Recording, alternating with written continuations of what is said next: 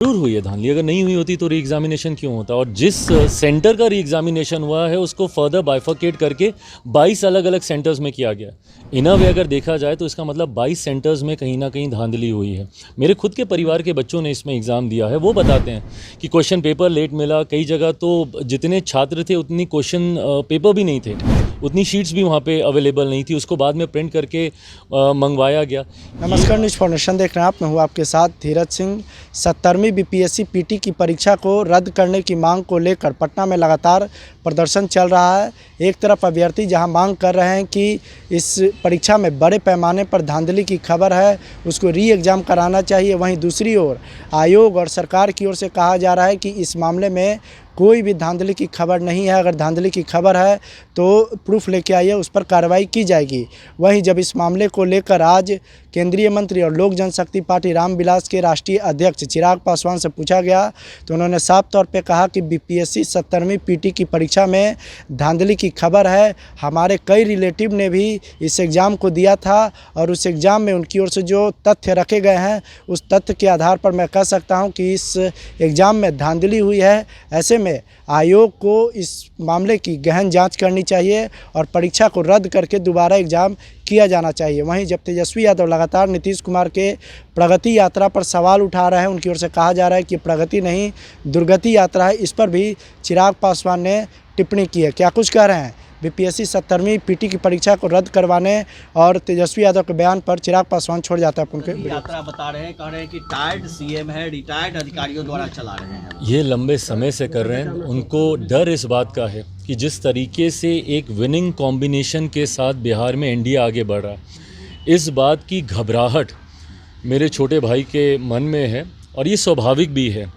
अभी जो 4 सीटों पर उपचुनाव हुए, जिसको सेमीफाइनल कहा जा रहा था बिहार के विधानसभा चुनाव से पहले, उन उपचुनाव में 100% स्ट्राइक रेट रहा है एनडीए अलायंस का। एनडीए अलायंस का हर एक प्रत्याशी ने हर एक सीट को जीतने का काम किया और कुछ तो ऐसी सीटें जो ये लोग अपने पॉकेट की सीट मानते थे, बेलागंज की सीट हो, तरारी की सीट हो, ये वो सीटें थी जो महागठबंधन इंडिया अलायंस जो भी है इनके दल सोचते थे कि ये हम लोग कभी हार नहीं सकते। वो सीटें तक हम लोगों ने जीतने का काम किया। तो 5 दलों का ये गठबंधन एक मजबूत गठबंधन है, एक विनिंग अलायंस है ये। और मैं मानता हूँ कि इस बार बिहार विधानसभा के चुनाव में अप्रत्याशित जीत हम लोग के गठबंधन की होगी। 225 से ज़्यादा सीटें जीत कर बिहार में हम लोग सरकार बनाएंगे। सर, एक सवाल है बीपीएससी को लेकर के। सर बीपीएससी के विरोध में प्रशांत किशोर आमरण अनशन पे बैठे हुए थे। गंगा स्नान करके उन्होंने अनशन को तोड़ा है और नीतीश कुमार के स्वास्थ्य के ऊपर सवाल उठाए कि नीतीश कुमार सेहतमंद नहीं है, बिहार सरकार को इसके ऊपर एडवाइजरी जारी करनी चाहिए।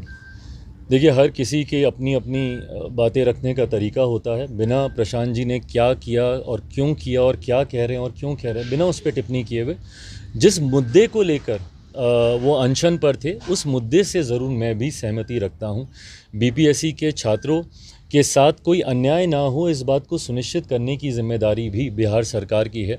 जिस तरीके से बीपीएससी के द्वारा री एग्ज़ामिनेशन कराया गया और वो भी कुछ छात्रों का ही, ये गलत है। 2 एग्ज़ामिनेशन में कहीं ना कहीं किसी को अनड्यू एडवांटेज मिलता है और ये गलत परंपरा की शुरुआत होगी अगर इस तरीके से सिर्फ एक बैच को अलग से री एग्ज़ामिनेशन करा दिया जाए और बाकियों को पुराने एग्ज़ाम के आधार पर ही उनकी मार्किंग की जाए, ये गलत है।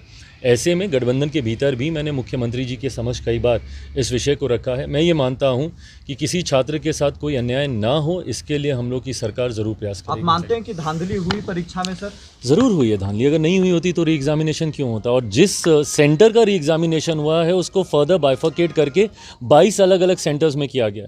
इन अ वे अगर देखा जाए तो इसका मतलब 22 सेंटर्स में कहीं ना कहीं धांधली हुई है।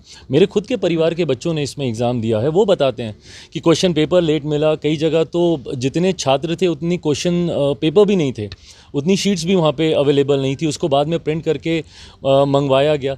ये बात क्लियरली गाइडलाइंस में मेंशन है कि अगर कोई पेपर लीक होता है सोशल मीडिया डिजिटल प्लेटफॉर्म पे अगर पहले आ जाता है जब तक एग्ज़ामिनेशन चल रहा है तो उसको रद्द किया जाना चाहिए। और जो कि हुआ है, जब तक एग्ज़ाम चल रहा था उससे पहले ही एक्स अकाउंट के ऊपर अलग अलग व्हाट्सएप ग्रुप पे पेपर लीक हुए हैं।